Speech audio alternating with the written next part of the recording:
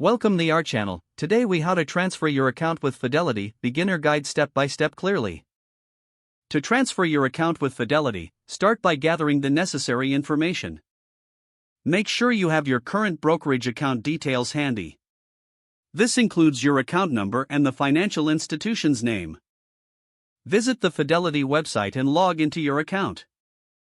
If you don't have an account, you will need to create one.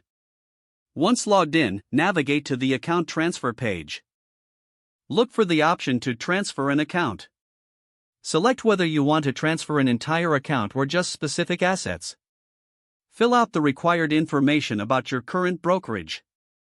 This includes your account number and the type of account you are transferring. Next, choose the method of transfer. Fidelity offers options like Automated Customer Account Transfer Service or ACATS. Review the information you've entered for accuracy. Once confirmed, proceed to submit your transfer request. You will receive a confirmation email from Fidelity regarding your transfer. Keep an eye on the status of your transfer in your Fidelity account. Typically, transfers take 5 to 7 business days to complete. Be aware of any potential fees from your old brokerage for initiating the transfer. Once complete, review your new Fidelity account to ensure all assets have been transferred correctly. If you have any issues during the process, contact Fidelity's customer service for assistance. If the page does not load, refresh the browser or try again in a private or incognito window. Make sure you are using the correct email address, then retype it carefully to avoid small typos.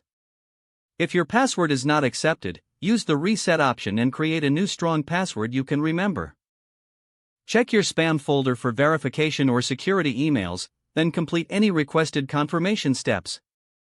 Enable two-factor authentication if available to improve account security and reduce unauthorized access risk. After signing in, review your profile details so your contact information and settings are accurate and current. If you see an error message, note it down and try again after restarting your device and internet connection. Log out when you finish, especially on shared devices, to keep your account and payment information secure. If the page does not load, refresh the browser or try again in a private or incognito window. Don't forget to like this video and subscribe to our channel for more step-by-step tech guides.